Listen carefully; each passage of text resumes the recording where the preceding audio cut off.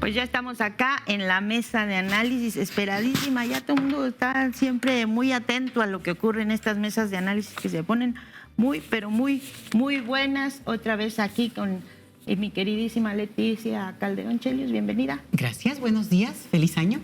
Feliz año, no nos habíamos visto. Sí, nos habíamos visto. Bueno, pero para retomar, porque para retomar. Con esto de que dicen que se valen los primeros 15 días, ¿no? Seguir diciendo.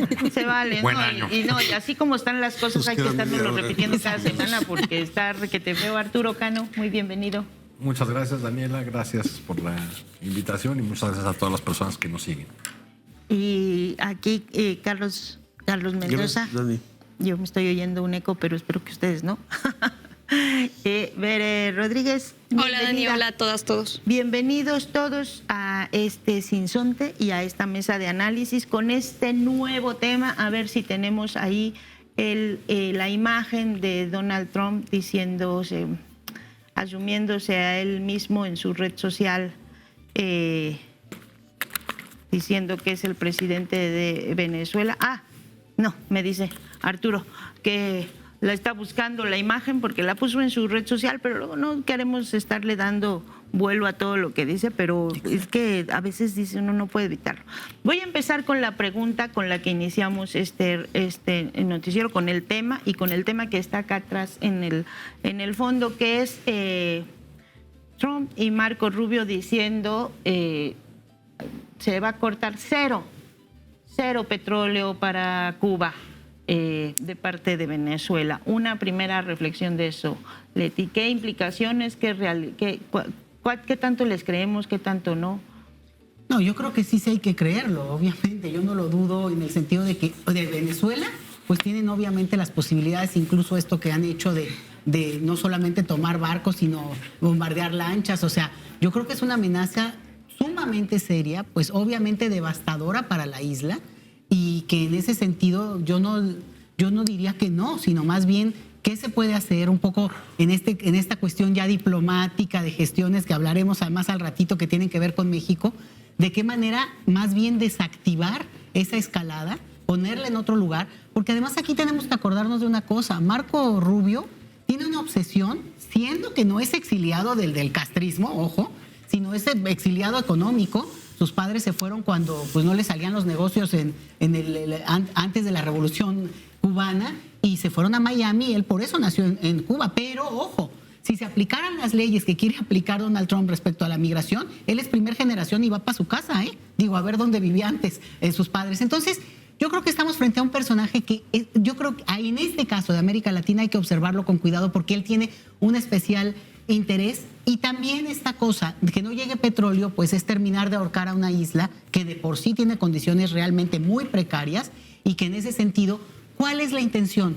Tomarla, llegar, o sea, un poco esta fantasía que han tenido durante décadas los cubanos en Miami de que recuperar un territorio que siempre sintieron que era de su pertenencia personal, ¿no? De esta cosa de que ellos podían jinetearlo como se les diera la gana. Entonces, sí me parece que es una situación para Cuba extremadamente preocupante, pero ahí pueden entrar otros factores que puedan contribuir y bueno, lo dejo para comentarlo porque yo creo que ahí entra México y a mí me gustaría sumar eso, ¿no?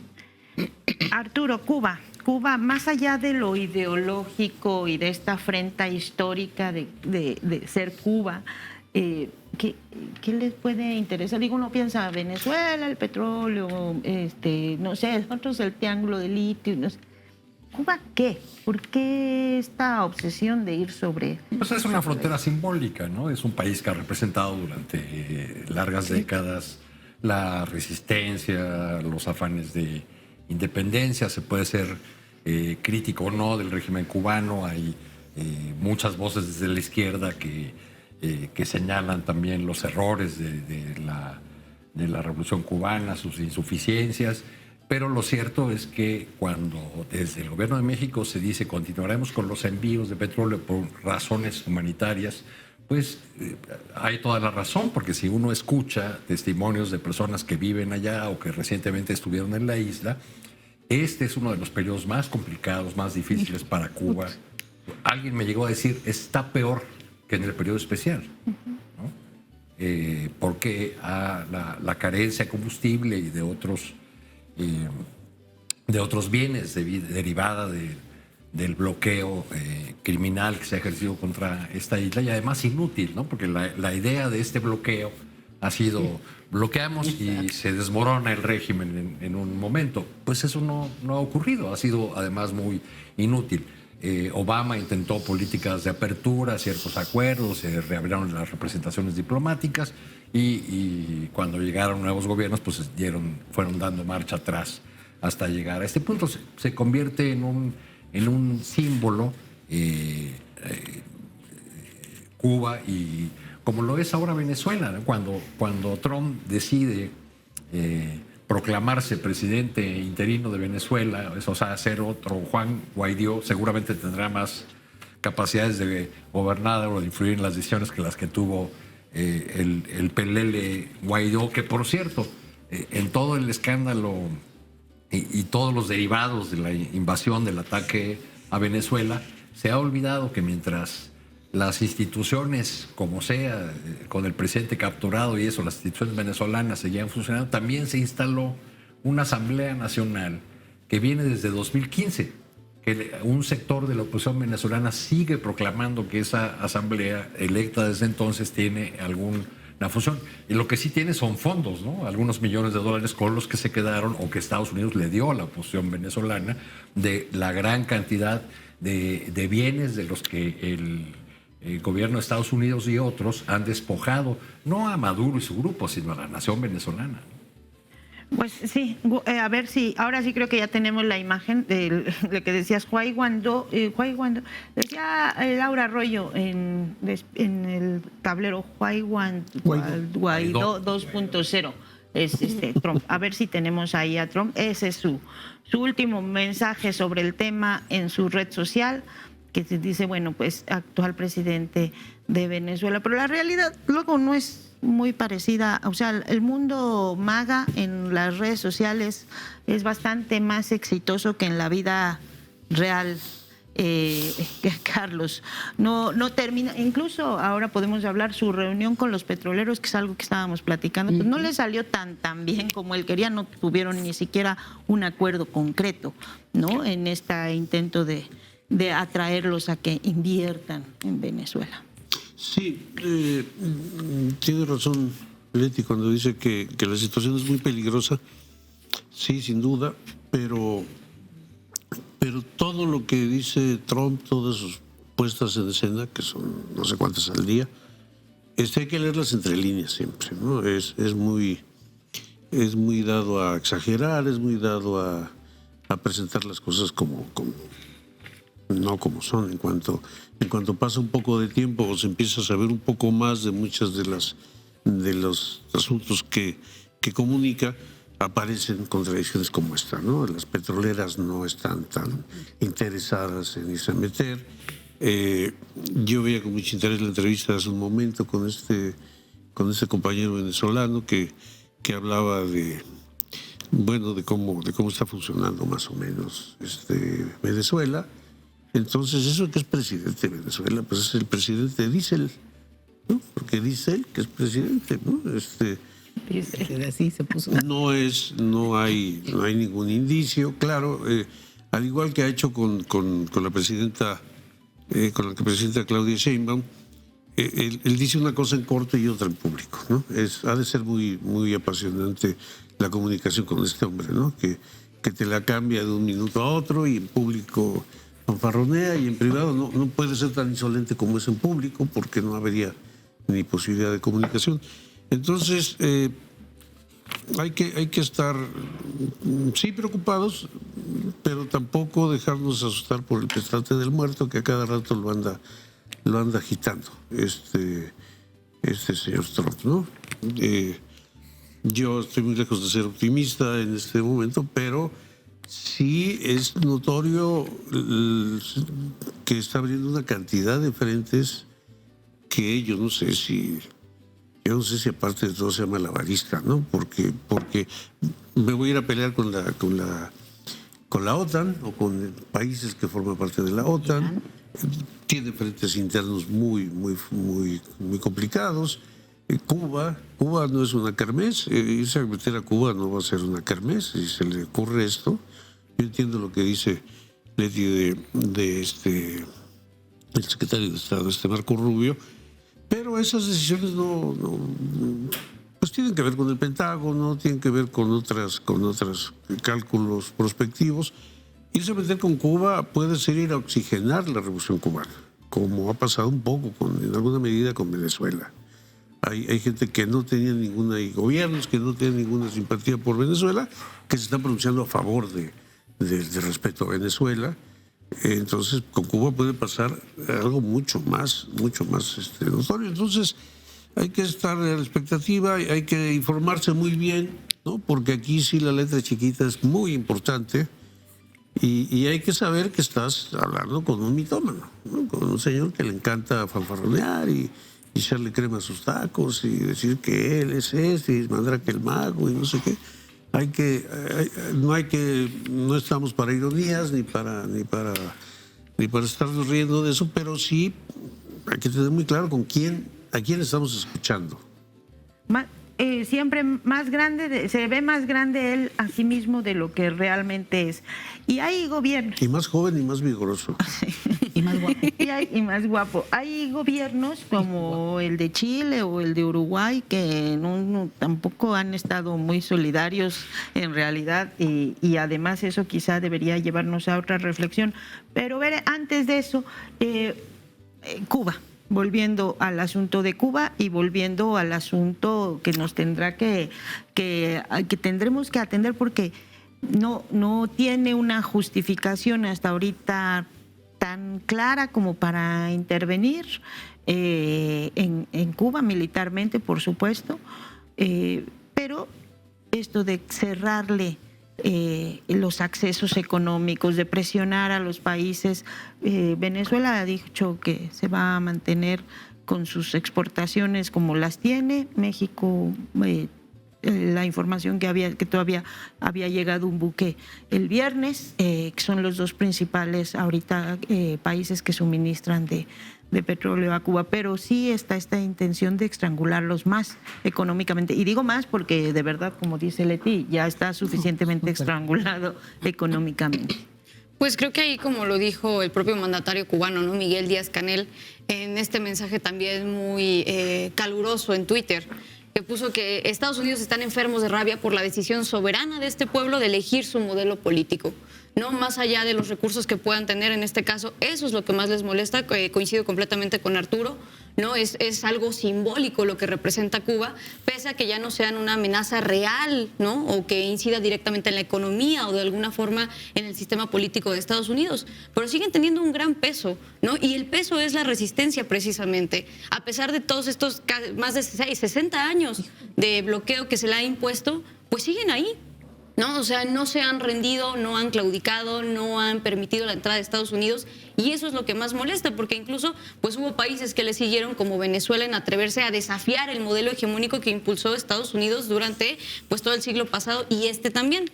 Ahí también quisiera retomar un poco lo que dijo esta Delcy Rodríguez, precisamente también ayer en conferencia con el Ejército de Comunicadores, que mencionaba, estamos en un momento de resistencia, ¿no? Y eso es efectivamente lo que se está haciendo. Menciona que hay 3 objetivos en este momento para, pues ahora sí que el gobierno en Venezuela. El primero es preservar la paz, el segundo rescatar a los rehenes. Me parece importante que ella maneje desde el gobierno venezolano esta palabra, ¿no? Rehenes como Nicolás Maduro y Cilia Flores. Y el tercer objetivo que tienen en este momento como gobierno es, y cito tal cual, que la revolución bolivariana preserve el poder político para defender al pueblo, ¿no? Entonces creo que eso es muy importante porque rompe la narrativa de Trump de yo soy el presidente ya de Venezuela, de tomamos el control, de nosotros vamos a administrar el petróleo y todos sus recursos, pues lo rompe completamente. Y 2, también regresar y no solamente decir nosotros tenemos el control, sino la revolución bolivariana pues te lleva otra vez a esta dimensión simbólica de la disputa de lo que precisamente le están achacando todavía 60 años después a Cuba, ¿no? Ahora sí que el atrevimiento de no ser lo que Estados Unidos dicta. Y en ese sentido también, pues hay otra cosa que me llamó mucho la atención que salió el día de ayer, un comunicado por parte de la red de intelectuales y artistas en defensa de la humanidad que se posicionan precisamente a favor de Cuba y dicen, algo que creo que no hay que dejar, pues ahora sí que pasar por alto, que es, no son los desvaríos de un loco, refiriéndose a Donald Trump. Hay suficientes pruebas acumuladas a lo largo de estas semanas de que sí tiene la capacidad de accionar, no como él dice, pero tampoco lo medita tanto. Entonces ya no importa tanto si tiene o no tiene la capacidad, sino que tiene el atrevimiento o la insensatez de hacerlo. Creo que esa es una. Y también hacen en este comunicado, recuerdan todo lo que está sucediendo al interior de Estados Unidos, que ya mencionamos ahorita un poco, la crisis interna que está tratando de manejar Trump. Ya lo veíamos también en estos días con las protestas que se volvieron ahora sí que a encender en Minneapolis a raíz del asesinato de Rene Good, que recuerda un poco también a estas protestas que tuvo en su primer mandato Donald Trump con el caso también de George Floyd, ¿no? Entonces, eso fue un punto de inflexión, digamos, que sí puso a tambalear el gobierno de Trump. En este momento vamos a ver si esto sigue creciendo, las protestas al interior. Pero también en este comunicado mencionan algo que es que, y tienen razón, el imperialismo actúa como un perro de presa. Ante la menor muestra de debilidad, no dura en atacar con brutal rabia. Y creo que si entendemos en ese sentido la respuesta del presidente cubano, pues tiene toda la razón, ¿no? O sea, sabemos que obviamente en cuestión armamentista, si Estados Unidos quisiera con una bomba acaba con cualquier territorio, ¿no? Incluso con el mundo mismo. Pero es importante este mensaje, insisto, simbólico de decir, no nos vamos a dejar, estamos aquí, y que creo que es muy contundente. O sea, termina diciendo que incluso con la última gota de sangre van a defender la isla, ¿no? Miguel Díaz-Canel. Entonces, eso se me hace que es muy importante. Y creo que también hay otra cosa que recordaba Raúl Romero en una columna publicada también ayer, antier en La Jornada, que los zapatistas lo habían dicho precisamente desde hace prácticamente 2 años, ¿no? Que cada bomba que caía en Gaza era una bomba que iba a caer en cualquier capital del mundo, en las grandes ciudades, solo que todavía no nos dábamos cuenta que eso iba a ser lo que se iba a replicar próximamente. Y creo que lo estamos viendo ahora, ya no hay ahora sí que un límite por parte de Donald Trump, está empezando, como ya lo decían, a abrir muchos frentes que no sabemos si podrá controlar. Pero creo que también hay otro punto que me llamaba la atención, y es que ayer precisamente por parte de la prensa cubana salía, no me acuerdo el nombre de la persona que lo publica, pero salía una columna en la que decía de forma contundente, como una reconstrucción de los hechos a partir de declaraciones de funcionarios estadounidenses de lo que sucedió el día del secuestro de Nicolás Maduro, ¿no? Y entonces pone en duda, ¿no?, toda la narrativa que se creó con los pocos datos que han ido saliendo. Y algo tan sencillo, Estados Unidos ha declarado que llevaba a 200 elementos de élite a secuestrar a Nicolás Maduro. Dijeron que fue una operación quirúrgica, que fue muy meticulosa, que no hubo prácticamente bajas, pero a lo largo del discurso se ha ido viendo que no fue así. Y entonces pone en duda este periodista cubano y dice, bueno, a ver, fueron 32 contra 200, ¿qué se va a necesitar para invadir realmente Venezuela o qué se va a necesitar en este caso para invadir Cuba? Entonces creo que con eso me quedo de que Estados Unidos no es tan fuerte, pero tampoco es racional. Bueno, sí, quirúrgica no fue, eso sí nos queda claro, 2 horas de bombardeos y se bombardeó una ciudad, ¿no? Se atacaron lugares como este centro de matemáticas o el de diálisis. Nos decía, hay un texto que tenemos de Bruno Sgarzini que pone en dimensión algunos analistas que te dicen, para que tengamos claro, con el ataque aéreo fueron 120 aviones, aquí fueron 150. No, quirúrgico no fue. Hay 100 personas asesinadas al menos y varias cosas destruidas. Y bueno, pues ahí están las bombas cayendo sobre Caracas. O sea, no es una cosa, sí, eso no puede ser quirúrgico en ningún caso cuando hay bombas cayendo sobre una ciudad y que además quedó a oscuras porque se atacó ahí todo el sistema de la energía eléctrica, ¿no? Pero bueno, quiero ponerles, a ver si ahora sí tenemos a este hombre, a Jon Stewart, que es un comediante, no me acuerdo aquí del qué programa es, a ver si ahorita me pasan el tipo, ¿cómo? Daily Show, para que veamos un tema que me parece como que resume con cierto humor lo que es central de esta discusión. Generally in American history, when we intervene in another country, whether true or not, we come up with a high-minded pretense, liberating a people, spreading democracy, introducing baseball to the Japanese. They complained at first, but it was totally worth it. On what moral foundation will this conflict be framed? We're going to get the oil flowing the way it should be. We're going to have presence in Venezuela as it pertains to oil. Seems a little on the nose. Oil, precious commodity, certainly, but not the reason a country formed 250 years ago on the ideas of liberty and self-determination would go into a country and snatch a man at night. There must be a slightly more noble pretense. We need total access. We need access to the oil. We're going to be taking out a tremendous amount of wealth out of the ground. Sir, again, I see where we're going here. Do you mind just reframing that? I'm not quite clear on the high-minded principle behind this. In other words, we'll be selling oil.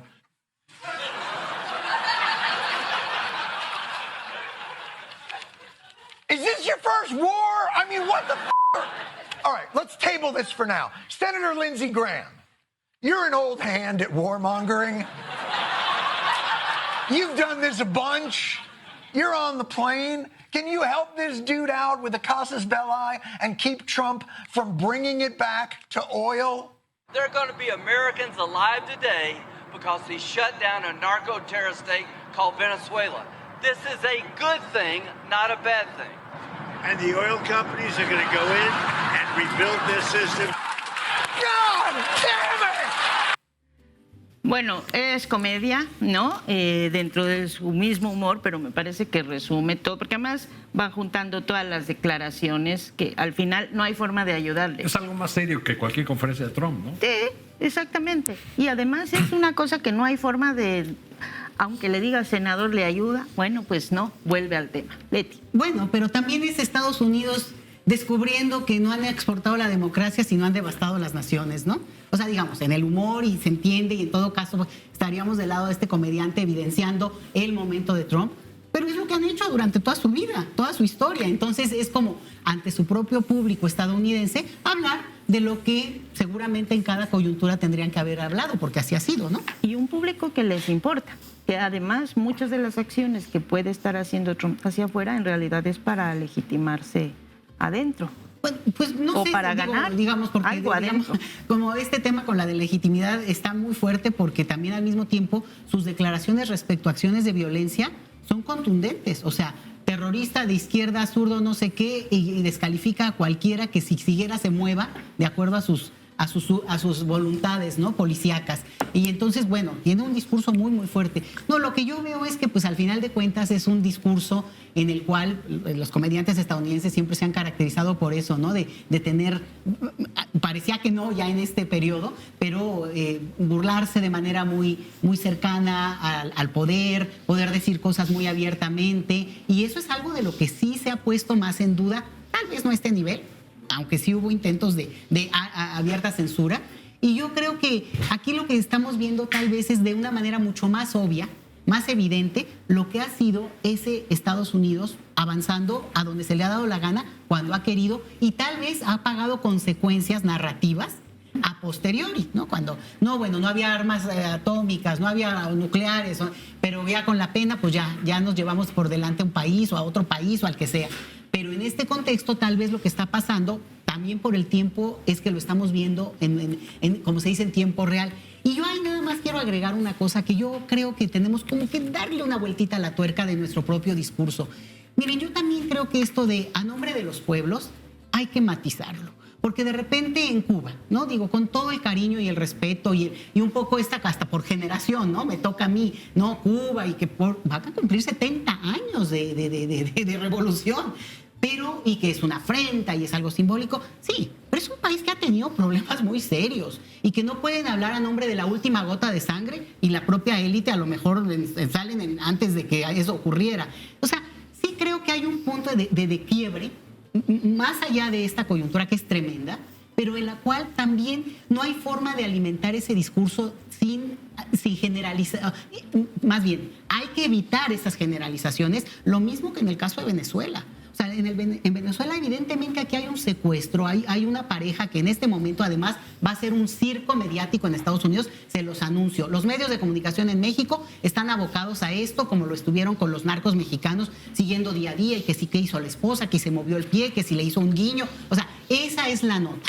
¿no? Para ver si tuvieron redes con México, con narcos mexicanos. Esa va a ser la dirección en la que van a querer encauzar todo esto. Y lo están tratando de hacer. Ahora, el punto aquí es, al final de cuentas, ¿qué hay también detrás de un país que al final de cuentas tuvo una situación muy crítica? Y yo se los digo, por ejemplo, ¿no? Con la diáspora venezolana en México, que es muy diversa y tiene muchas complicaciones, pero es muy chiquita respecto a otros países. Cuando han querido regresar a Venezuela, Venezuela no les daba su pasaporte. Punto. O sea, imposible hacer un trámite en su país de origen. Cuando no es que eran disidentes, no, simplemente era gente como los mexicanos en el extranjero que se han ido y que si quieres sacar tu pasaporte, pues ya ahorita hasta lo puedes hacer de manera automática. Una venganza que a mí siempre me parecía, siguiendo estos temas de migración y de refugio, yo decía, ¿por qué les hacen eso? Pues ya, que ya los dejen, ¿no? Ya que se instalen en donde estén. Y eso sí me parece que hay que también abrir una mirada crítica a nuestros propios gobiernos, a nuestros propios países, para no quedarnos en esta cosa de buenos contra malos, ¿no? El imperialismo, que lo es, contra los buenitos de la pradera. Es que las élites juegan a su favor. Y en ese sentido, bueno, pues yo sí quisiera como que, le decía yo, darle una vueltita a la tuerca para que también podamos problematizar lo que puede venir en términos de negociaciones que las propias élites hacen también para sobrevivir como tales, ¿no?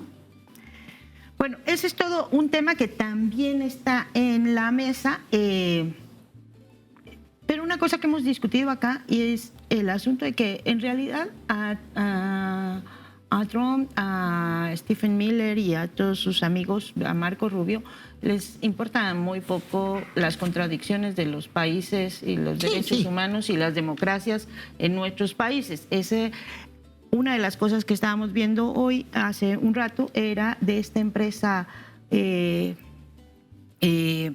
se me fue el nombre, Palantir, Palantir, no sé cómo, sí, Palantir, ¿no? Que es esta empresa de ultraseguridad digital que ha aumentado y aumentó con este ataque sus bonos en la bolsa enormemente. Por supuesto que tiene intereses todos los varios funcionarios del gobierno de Estados Unidos que tienen ahí acciones, entre otros Stephen Miller, que se utilizó con los sistemas de migración y que utiliza ahora la inteligencia artificial para atacar pues para sus operativos militares y en concretamente. Y les deja dinero. O sea, no nada más es el petróleo, les deja dinero también la industria de la guerra y la especulación sobre ciertos anuncios. Arturo. Bueno, ya hemos dicho en esta mesa, Daniela, que el de Estados Unidos no es propiamente un gobierno, es un negocio. Y es el negocio de la crueldad. O sea, la crueldad de Alligator, la prisión de los migrantes, de la separación de niños que viajan solos, la crueldad en todas sus formas, mientras les implique ganancias a Trump, su círculo cercano y quienes lo financiaron para regresar al poder. O sea, los $500 millones que pusieron las petroleras algo explican esta postura más propagandística que real de Trump respecto de Venezuela. Cuando Trump dice, van a tantos millones en el primer jalón, el primer paquete de envíos de Venezuela para que vean que ya se liberó, pues es la producción de 4 días de Venezuela, ¿no? Y además se tiene encima que al menos una petrolera importante, Chevron, pues seguía contratos con el gobierno venezolano y acuerdos un tanto lejanos a la herencia de Hugo Chávez en términos de la soberanía petrolera, que también es algo que no se dice mucho sobre las condiciones en las que tuvo que negociar el gobierno de Maduro debido a la confiscación de bienes, el robo de bienes de planos, como esta empresa Citgo, Citgo, que era una empresa venezolana, tenía, según recuerdo, una sexta parte de las gasolineras en Estados Unidos, ¿no? Pues fue una empresa que le decomisaron los gringos, ¿no? En este marco de la geopolítica, pues tenemos que anotar que en este día sufrieron una gran decepción quienes ya esperaban ver las imágenes de Marines tomando por asalto el Palacio Municipal de Badiraguato. Y si uno lee las declaraciones de los líderes opositores mexicanos, de algunos gobiernos incluso de América Latina, diríamos que la oposición mexicana y las derechas latinoamericanas en general están viviendo en estos momentos entre los delirios de la Guerra Fría. Vean ese post del Lito hablando de que qué bueno que ilegalizaron al Partido Comunista en Polonia, ¿no? O sea, ya de plano, entre los delirios de la Guerra Fría y una no tan reciente vocación de la Tora, diría yo. Porque vean los tweets y mensajes que hay de personajes, figuras de la oposición o de la opinocracia, diciendo, mira, se está portando mal, quítale la visa, ¿no? Y ahí sale un alto funcionario del Departamento de Estado a decir, ya vino el quitavisa. Cuando veíamos esta pieza de los cómicos, siempre han tenido una potencia maravillosa, los cómicos gringos, y son muy ácidos y muy críticos. Pues yo en lo que puedo pensar es, después de eso, digo, el propio Trump se los deja más claro que nada, ¿no? ¿Qué nos dice de algunos gobiernos de América Latina y de la oposición mexicana que sigan dando por bueno el cuento de la lucha contra el narco? ¿Qué nos dice de ellos? O sea, que no entienden nada de geopolítica, que son torpes, que están cómodos siendo seguidores dóciles de alguien que los va a patear a la primera oportunidad, como lo hizo con María Corina Machado, ¿no? Bueno, y del otro lado, sé que resulta, o para algunos puede resultar cansado, tedioso, esta postura de la presidenta Sheinbaum de decir, bueno, vamos con calma y asumimos hoy, cuando informaba de la 15ª llamada telefónica con Donald Trump y nos repetía esta agenda que ya conocemos, ¿no? De la colaboración, el respeto a la soberanía, y cerró la presidenta en algún momento con una frase, nos ha funcionado y hasta hoy nos ha funcionado eso, y algo así como va a seguir funcionando, ¿no? Puede resultar difícil, tedioso, pero bueno, pues en esos términos se está teniendo que tratar con un personaje que yo creo que está muy lejos de ser un loco, ¿no? Es realmente... Pues un loco que gana mucho dinero con esa locura, o sea... Pues sí, es la cara de un aparato, de una maquinaria, pues que quiere ganar más dinero y más con la guerra, con la ocupación ilegal de los recursos, de los países y de sus recursos, ¿no? En fin, ese es el mundo que vivimos ahora. Ahora que hablas de estos personajes que se han sentido decepcionados, vamos a ver si tenemos ahí alguna imagen, el video de Ciro o el de Krause, o los dos. Pues vamos a ver, hay una pugna que a nosotros nos va a parecer llena de confrontaciones, por lo que pienso. Es el gran objetivo de Estados Unidos en toda esta operación que ha lanzado sobre Venezuela, que es pues dejar de tener un país tan hostil, tan aliado de gobiernos, de regímenes que no son ni aliados ni amigos de Estados Unidos, para tener un gobierno más o menos funcional, un gobierno mucho menos conflictivo, en fin. Pero sí sería el objetivo central exterminar, liquidar esa etapa del chavismo, madurismo en Venezuela. Y para eso yo decía, Donald Trump y sus gobernantes, porque aquí participa mucha gente, participan los militares, participan las agencias policíacas de inteligencia, optaron por intentar ese cambio por la vía de una transición con el propio chavismo, madurismo. Buenas noches. Como una persona que ha seguido muy de cerca la vida y la historia de Venezuela en estos últimos 27 años, quiero ante todo manifestar mi satisfacción e incluso mi júbilo por el modo en que se abre la esperanza para el pueblo venezolano con la caída del dictador, del tirano Nicolás Maduro.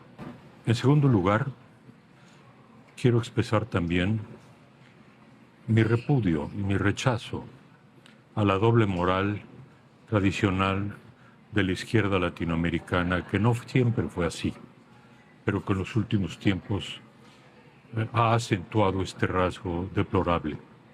La doble moral que es tan indulgente con los dictadores progresistas y tan implacable con los dictadores de derecha. Todos los dictadores son iguales. En tercer lugar, quiero expresar también mi preocupación porque no quisiera que el proceso de liberación en Venezuela se viera enlodado, manchado, obstruido por la tradicional ceguera de los Estados Unidos en su política exterior. Es importante que Venezuela no sea tratada como un peón en el ajedrez geopolítico y que sean los venezolanos quienes decidan siempre en libertad y en democracia su destino.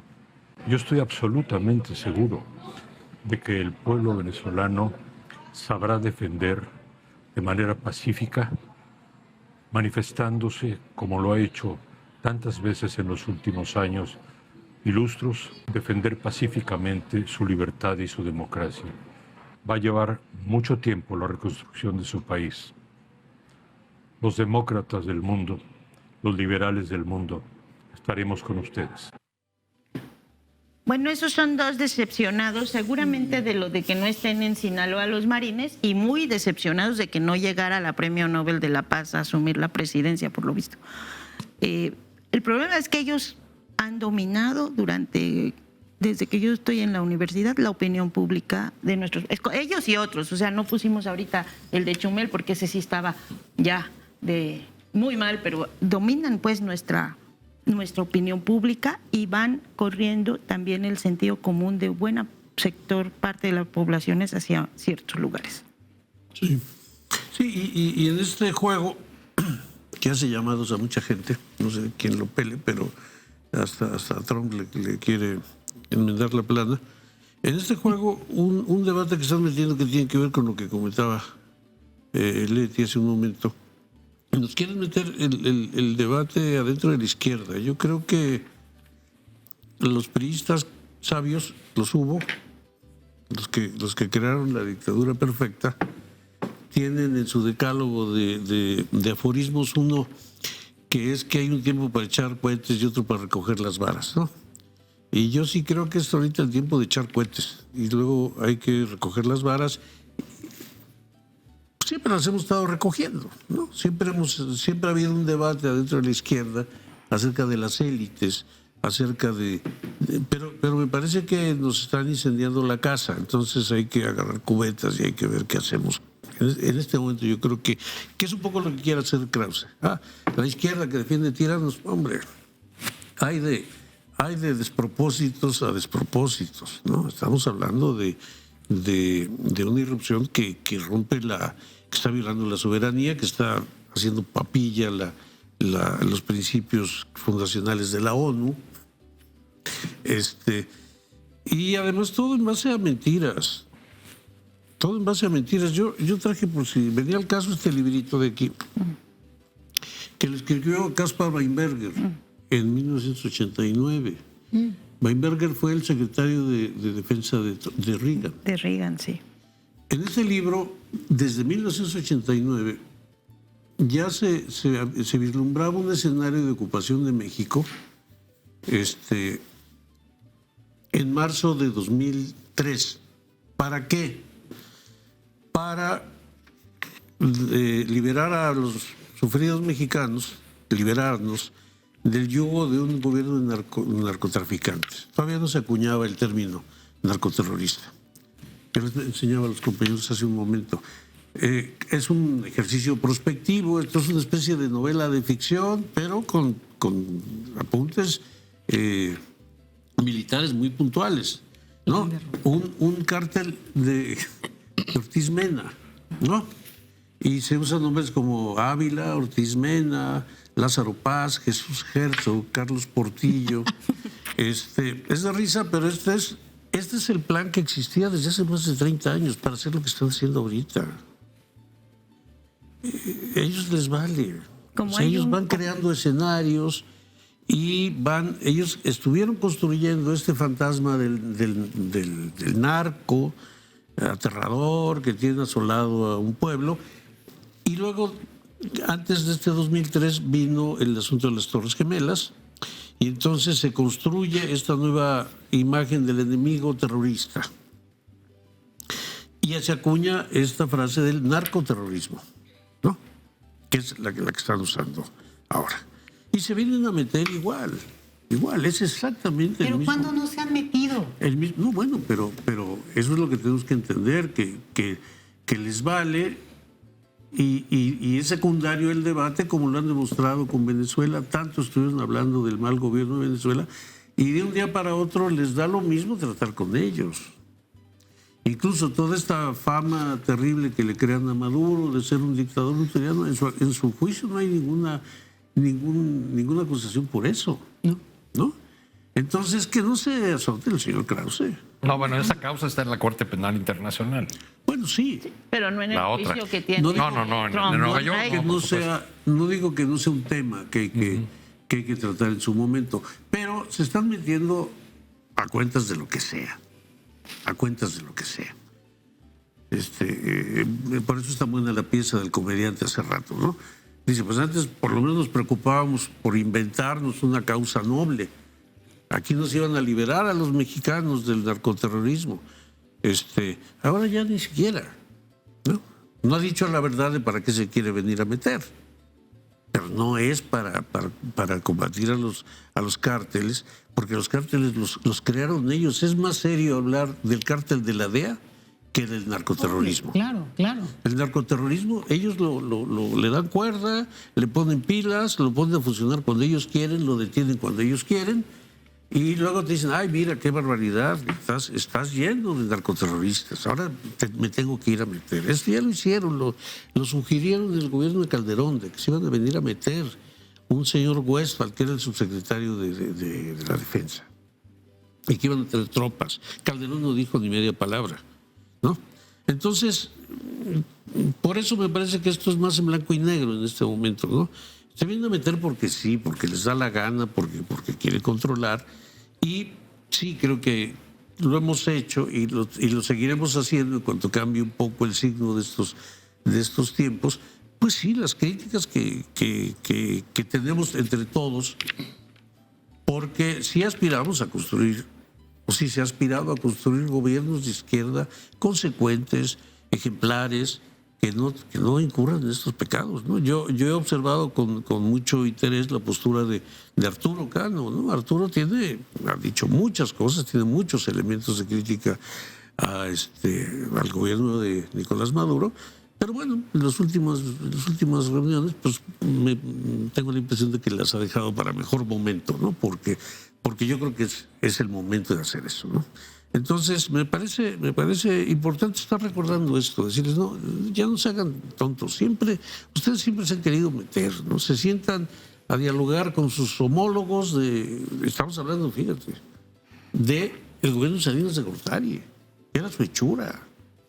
Se sientan a hablar con él y por otro lado están haciendo planes para irse a meter a su país, para ir a sojuzgarlo más aún de lo que ya estaba.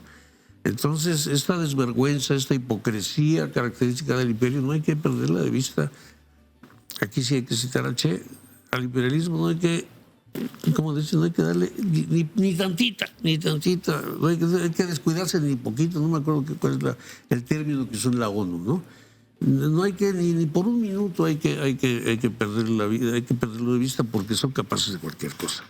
Y me agarro de esta parte de lo que estás diciendo, Carlos, para hacerle una pregunta a todos de algo que nos ha preocupado aquí. ¿No es de pronto que justo si llevamos la discusión hacia los problemas que se tienen que discutir en las izquierdas, en las contradicciones, en las tensiones e incluso los abusos que hay en distintos gobiernos, etcétera, etcétera, nos olvidamos de poner el foco y ahí voy con las protestas y lo que está pasando en Estados Unidos, de las propias contradicciones y las propias tensiones y los propios problemas y las propias falsedades que tienen ahora sí que los grandes opresores, en este caso Estados Unidos, en otros casos puede ser Europa, en otros casos pueden ser otros, pero que generalmente los que construyen estos relatos pues son los que hoy no vemos en la prensa en la prensa mexicana nada de Minneapolis, nada, ¿no? Y lo hemos estado revisando todos los días y no vemos los temas de sus propios modelos, esos no los dejamos llegar a nuestro territorio a que nos digan todo lo que estás haciendo mal, sí, bueno, y tú, ¿dónde está la discusión de lo que se hace mal? Veré. Y digo, es una preocupación que hemos tenido acá en varias mesas, pues. Bueno, creo que los objetivos en este caso de la prensa mexicana conservadora son muy claros, ¿no? O sea, su postura está marcada y es explícita, aunque ellos no lo quieran reconocer. Eso por un lado. También me parece interesante, a pesar del tono de la conferencia del día de hoy de resultados de la llamada de la presidenta con Trump, me llama la atención los dos discursos que tuvo en Guerrero y en Michoacán el fin de semana, que si bien obviamente cambia el tono cuando estás frente a las masas, cuando estás en territorio, a cuando estás, pues ahora sí que en una conferencia de nivel internacional, ¿no? Y obviamente mediada por lo diplomático. En esos dos mensajes, no recuerdo exactamente en cuál de los dos, sí menciona, ¿no? Ellos tienen que hacer más también para bajar el consumo de drogas y el tráfico de drogas en su país, ¿no? Incluso también hoy lo vuelvo a mencionar, que en esta llamada se habló sí de lo que tiene que hacer México, que es reducir el comercio y el tráfico de drogas, pero Estados Unidos también el tráfico de armas, ¿no? Entonces como que sí está este diálogo entendido por ambas partes, pero sí, por parte de México, por parte de los sectores conservadores, nunca se recrimina porque obviamente es un modelo aspiracional, es un modelo a seguir. Entonces, si ellos mismos señalan esas debilidades, ¿dónde quedan? Ahora, creo que también el momento que estamos viviendo, pues Donald Trump está ahí porque es necesario para que se siga reproduciendo el capitalismo y el capital, ¿no? O sea, ¿por qué hubo personajes antes de él? Porque todos han hecho guerras, eso queda claro, todos los presidentes estadounidenses, pero ¿por qué antes se disfrazaba? Bueno, porque todavía existía cierta decencia, no sé si sea eso o más bien porque no era necesario, ¿no? Tener esta imagen tan brutal o ya tan salvaje. Y eso es lo que es Donald Trump, es un personaje vulgar que está llevando una política vulgar a todo el mundo, ¿no? Ya no importan las formas, aunque fueran siempre hipócritas, ahora es tal cual el objetivo y lo veíamos en el discurso del comediante, ¿no? El petróleo por el petróleo. Ahora, creo que también es importante sí señalar esto de la división. Regreso al mensaje de Delcy Rodríguez ayer, termina ella diciendo en alguna parte, bueno, la victoria del enemigo sería precisamente dividirnos, ¿no? Entonces, creo que sí hay muchas discusiones pendientes dentro de la izquierda que son necesarias, pero que en este momento hay problemas mayores, ¿no? Y regreso también ahí a una reflexión de Atilio Borón, ¿no? No hay ahora sí que fascismo sin un imperialismo. Y por eso la marcha del sábado también se me hizo interesante en cuestión del discurso. No fue solamente una marcha ya en solidaridad con Cuba, con Venezuela, para exigir la liberación de Nicolás Maduro. Fue una marcha de corte, así se autodenominó, antiimperialista, una movilización antiimperialista. Y creo que en ese sentido es también posicionarnos en la historia, ¿no? De un lado muy específico, tener una convicción política más amplia, más allá de los procesos particulares de cada país, porque insistimos, lo que se hizo ya en Gaza, lo que se hizo ahora en Venezuela, puede repetirse en cualquier parte del mundo y los pueblos tienen que tener por eso historia. Cuando hablo de los pueblos, hablo de las personas que se autodenominan de izquierda y que comparten ciertos principios. Evidentemente no todo el pueblo mexicano son todas las personas mexicanas, ¿no? Ahí está Ciro. Ahí está. Ya está Krause y ahí hay muchos más. Pidiendo 5 pesos de consideración, por favor, para los dictadores de derecha. ¿Alguien puede pensar en los dictadores de derecha? Ahora, creo que también... ¿cómo decirlo? Pues por algo los personajes ya en otros países donde han tenido esta confrontación directa con Estados Unidos, también la discusión y la división política es más marcada, ¿no? Por algo en Venezuela los gusanos son gusanos, ¿no? Y aquí en México, pues pareciera que estos personajes que en algún punto manejaron, ahora sí que el poder mediático o la opinión pública, pues ya no tienen esa credibilidad, ¿no? Eso también es cierto. A pesar de que siguen controlando la mayor parte de los medios, pues el resultado más concreto de que eso ya no es predominante, 2 sexenios de Morena, ¿no? Eso es lo que creo que hay que tomar en cuenta también. Bueno, les dejo la misma pregunta y con un agregado, porque además el asunto de Estados Unidos de aquí a noviembre que van a ser las elecciones de medio término, pues nos decía Marco Castillo hace unos días, antes de que mejorar vamos a empeorar. O sea, antes de que mejore todo, esto va a empeorar porque depende mucho de los cálculos electorales que tengan y la intensidad de sus ataques, agresiones, intensidades, amenazas, extorsiones, intentos de lo que sea. Ánimo, que adelante se pone más feo. Sí, ¿no? se va a poner Dicen más que decía feo, Villa. hay que tener claridad, así como empezamos el año, pues va a estar peor unos días, pero para ir también cerrando esto, les quisiera también, aparte de esto de dónde nos colocamos, el asunto de la situación muy compleja que tiene México, ¿no? Ahorita que decía, bueno, ahora que salió todo el asunto de Cuba, justo anunciando que se corta toda la relación en el momento en que algún medio decía, está llegando el buque de petróleo mexicano a Cuba, ¿no? Las presiones que eso va a significar, etcétera, etcétera. O sea, México está en el lugar de la mayor necesidad de equilibrio posible, porque tenemos a un vecino que tristemente no puede dejar de ser nuestro vecino. No podemos cambiarnos de vecindario, de barrio, agarrar la casita y cambiarnos. Entonces, bueno, esas dos cosas para ir como cerrando algunas pistas, Leti, para ir entendiendo y para ir también pensando sobre cómo vamos a seguir estos meses. Marco Castillo te dijo algo que para mí fue brutal. Si hoy fueran las elecciones en Estados Unidos, ganaría Trump.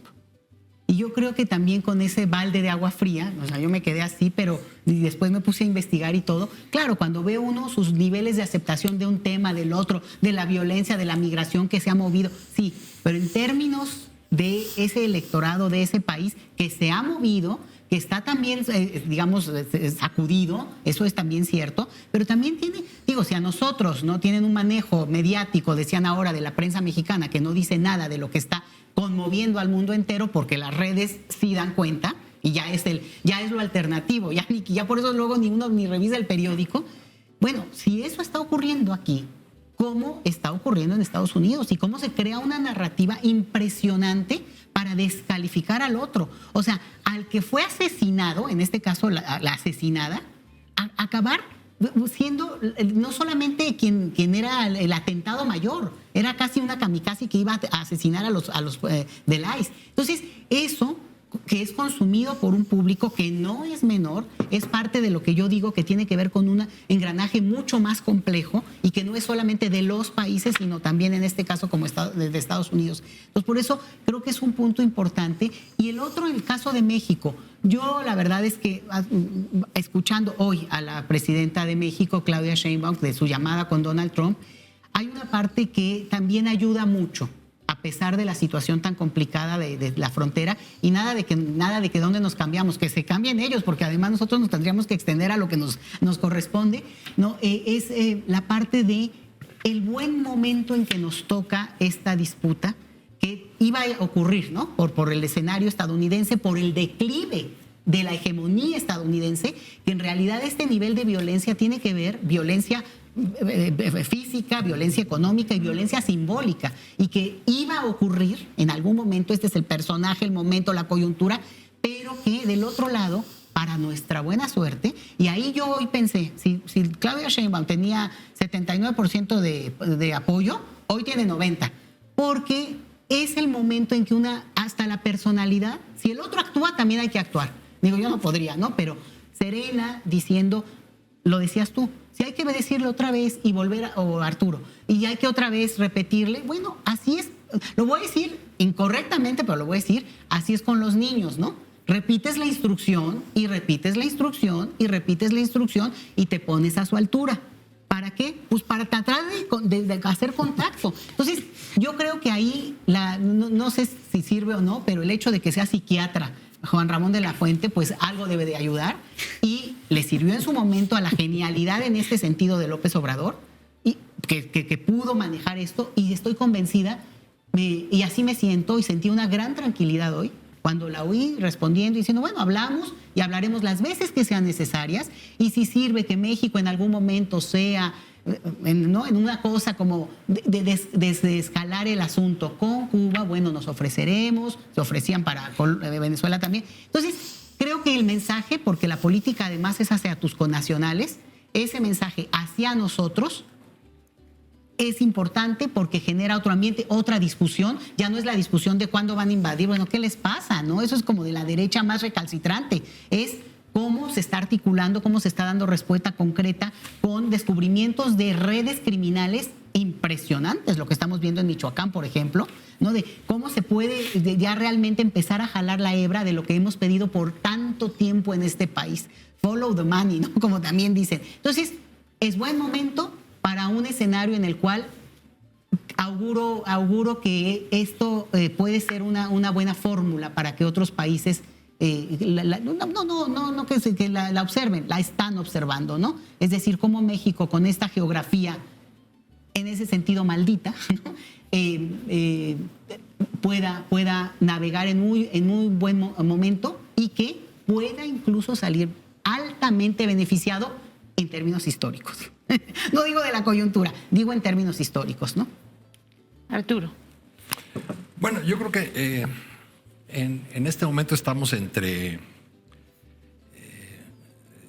el entreguismo histórico de la derecha, ¿no? Que esa actitud lacayuna que llevan en la sangre no debería sorprendernos para nada, y la posibilidad de la izquierda desde el gobierno de responder a estas amenazas con las mayores dosis posibles, como lo ha hecho la presidenta Sheinbaum, de realismo político. Con esto también quiero decir que el discurso, digamos, de los colectivos de solidaridad con Venezuela y Cuba, pues no alcanza, porque está muy bien que se haga una marcha y que se alce el puño, pero eso no ha sido suficiente, y tan no ha sido suficiente que desde que la presidenta Sheinbaum llegó al gobierno y desde antes ya se habían tomado muchas medidas por el lado mexicano para atender las demandas, las presiones de Estados Unidos. Ahí está la entrega de los capos de narcotráfico, está el control migratorio, están las imposiciones de aranceles a China, en fin. Bueno, pues ese es el realismo político al que está obligado el gobierno por cuidar al país, por responsabilidad. Yo espero ver pronto el momento en que las acciones de las fuerzas de seguridad mexicana en comunidades que han sido muy lastimadas por la violencia criminal no sean resultado de las presiones gringas, sino sean resultados de una convicción y de una política del gobierno de México dirigida a brindar justicia, acabar con la impunidad y dar paz a estas comunidades que han sido lastimadas. Ahora que veía ya un último apunte, veía al ingeniero Krause, recordé una conversación de ya hace muchos años. Krause acababa de publicar un artículo sobre Venezuela y de visita en Caracas conversé con un intelectual cuyo nombre venezolano, a quien no puedo citar porque no le pedí autorización para esa conversación, pero me dijo, oye, pana, el ingeniero y alguien que no veía mal a Krause, ¿no? Me dice, el ingeniero no entendió nada ahora que vino a Venezuela. Y eso me quedó claro, me dijo él, cuando comencé a leer su texto, y su texto comienza con su diálogo con el taxista que lo lleva del aeropuerto al hotel. Esa pues ya es un primer indicador de cuál va a ser la profundidad de tu análisis de la realidad venezolana. Pues sí, definitivamente. Carlos. Yo me voy también por la desolación del ingeniero y de su socio. Me parece que una pauta discursiva de la izquierda, una pedagogía. Me gustó mucho imaginarme al doctor de la Fuente con una batelenguas así revisando a su interlocutor colorado. Y como niño, además. Una pedagogía esto lo digo en serio, es a ver si ya empezaron a entender que el enemigo de tu enemigo no es necesariamente tu amigo, porque eso parece Parece que esa fue la lección que no se esperaba que les diera Trump. Pero es una lección que la historia ha impartido desde hace siglos, sino que le pregunten a los tlaxcaltecas, ¿no? Que pensaron, uy, ahorita nos cepillamos a estos y ya está. No, pues ya está un ratito, pero luego ya viene la de veras, ¿no? También contigo. Entonces sí que entiendan eso, porque yo creo que es muy importante. A mí me llamó mucho la atención, lo comentó hace una semana Bere, pero ha sido también comentado en esta semana, la postura de Le Pen en Francia, ¿no? Que dicen, es que eso no se vale. O sea, aunque yo sea cuasi fascista, es que eso no se hace, ¿no? Este es un principio como de observancia de la ley y de decencia, ¿no? Eso no se hace. Entonces, a ver si entienden que no les reporta nada a ellos. Y sobre todo estos que andan por ahí de bocones y boconas, que son diputados, que representan a gente, que hagan el balance de en qué va a beneficiar a sus representados. Pienso en la inefable señorita Telles, a los sonorenses, en qué les va a beneficiar una eventual intervención militar en México. ¿Qué les va a beneficiar? ¿Qué piensen de eso? Y que hagan política en serio. Porque la historia de México ya les tendría que haber enseñado, la historia de América Latina hasta el cansancio, y se acaban de llevar una lección pues que sí les dolió, porque les cerraron la puerta de las narices, no solo a María Golpista Machado, como le dicen ahora, sino a ellos mismos. A ellos mismos, ¿no? O sea, ¿tú crees que te importa tu opinión a este señor? Ese señor tiene sin cuidado lo que tú opinas. Le conviene lo que él le salga más fácil y más barato a él, ¿no? Entonces insistir en este patrón de opinión porque sí me parece que hay que estarlo repitiendo. Esto no le sirve para nada a Marco Cortés y a toda esta gente. Eso no sirve para nada que vengan a irrumpir de esa manera en México. Al contrario, Trump ha tratado suficientemente mal a quienes le hacen caravanas, ¿no? Digo, está María Corina, está Milei, un montón que le hacen caravanas y termina tratándolos bastante. Pero bastante. Tenemos también ahí el caso de Zelensky, ¿no? Incluso los desaires que le ha hecho, y a pesar de que es su protegido, entenado. Pues regreso a la respuesta de la presidenta el día de hoy, ¿no? O sea, incluso está en alguna parte medio contenta, lo dice, pues es que Donald Trump insiste, ¿no? Así como de no entiende, ¿no? Insiste en querer participar en la seguridad de México, pero ya le aclaramos que no, que muchas gracias, que en este momento no. Entonces sí, creo que hay una especie como de manejo de la situación del personaje, sobre todo, ¿no? Que eso no implica que lo tenga bajo control. No. Una cosa es que ya sepas cómo tratar con él y otra cosa es que controles las acciones. Creo que eso todavía no llegamos a ese punto, pero que sí, efectivamente, la estrategia de cabeza fría y prudencia ha ido pues dando ciertos resultados. Por lo menos hasta el momento no somos Venezuela, no somos Cuba, ¿no? Y también eso, otra vez, ver las cosas como son, ¿no? Muy complejas. O sea, la economía de Estados Unidos depende completamente también de lo que sucede en México. También por eso no se pueden dar un tiro en el pie.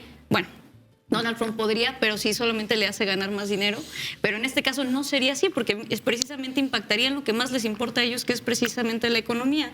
Ahora, conforme vayamos avanzando más en el año, se acerquen más las intermedias, esto se va a ir recrudeciendo más, ¿no? Y quisiera ahí como también dejar sobre la mesa nada más que cuando hablamos de fascismo, ¿no? O sea, hay que hacer la diferencia. Una cosa es ver un régimen fascista y otra cosa es ver manotazos fascistoides. En este momento todavía lo que vemos con Donald Trump es lo segundo. Todavía no vemos un régimen autoritario como tal en su país, y por eso creo que las protestas que ahorita están sucediendo en Minneapolis y de algún modo la victoria simbólica con el alcalde de Nueva York están disputando ese poder interno en Estados Unidos, porque estamos viendo ciertas señales dentro de este segundo mandato de Donald Trump que no es igual al primer periodo, que no es igual a lo que le tocó a López Obrador. La presidenta tiene una situación mucho más compleja y más violenta en este momento con el mandatario estadounidense, pero estamos viendo ciertas cosas que a mí sí me llaman la atención. precisamente pensando ya en un régimen fascista, ¿no? Que todavía obviamente no se instala en Estados Unidos, pero hay intenciones. O sea, estamos viendo un reordenamiento de la burguesía con este tema del petróleo, lo vimos en esta reunión que fue casi un banquete, aunque todavía no hubo un punto de encuentro total, ¿no? Vimos también que hubo instrucciones en días pasados precisamente de Estados Unidos, del gobierno estadounidense de Trump, hacia la industria armamentista en su país, también a un reorganizamiento. Vimos también asignación de presupuesto estadounidense para lo bélico, ¿no? Entonces, hay un escenario que es peligroso, que se está ahí precisamente pues cosechando, ¿no? La política expansionista con estos intentos de Venezuela, ahora con Groenlandia, que aunque en este momento todavía son discurso, pues hay una intención, ¿no? Y si lo vimos, si el plan es desde hace 30, 40 años, pues apenas en este momento están ahora sí que nuevamente las contradicciones del capitalismo, llevándolo a un punto en el que es necesario pasar a otro tipo de acciones. Veremos si es posible o no, pero esto depende mucho también del flujo de las masas estadounidenses, si lo permiten o no lo permiten, ¿no? Vimos el intento de la toma del Capitolio también por parte de las bases trumpistas, se impidió, se denunció y se dijo, esto no puede suceder. Pero ¿qué hubiera pasado si se hubieran tomado el Capitolio y los hubieran dejado? ¿No? Hasta ahí lo dejo. Bueno, con eso nos quedamos y también con lo del Capitolio. Hay muchos otros temas también que abordar. Yo les agradezco mucho a los 4 que estén siempre. ¿Todavía habrá un lugar donde estén cantando esa de María Corina me quiere gobernar? Creo que ya no. La pregunta, Arturo, no, o sea, ¿no se supone que Edmundo González era el presidente reconocido por no sé cuántos países, empezando por Estados Unidos? ¿Y quién se acuerda de él ahora? Pues bastó el desconocimiento del naranja para que ya nadie se acuerde de él. Nadie, bueno, solo Macron. Sí. Es el único en el planeta que se acordó que existe el personaje. Yo por eso me acordé, porque si no, a todos se nos olvida. Pero todos lo tenían como reconocido. Ese es el problema, ¿no? De ser lacayos del imperio, que luego pues el imperio pues también te usa. Y te desecha. Y te desecha. Pero bueno, yo les agradezco mucho a los 4 que estén aquí, que nos aporten siempre ideas y formas de entender desde muchos ángulos lo que está pasando, porque como bien hemos dicho, la cosa no va a estar fácil. Así es que, como diría mi abuelita, aguantar el chaparrón, ¿no? De la mejor manera posible. Y pues muchas gracias.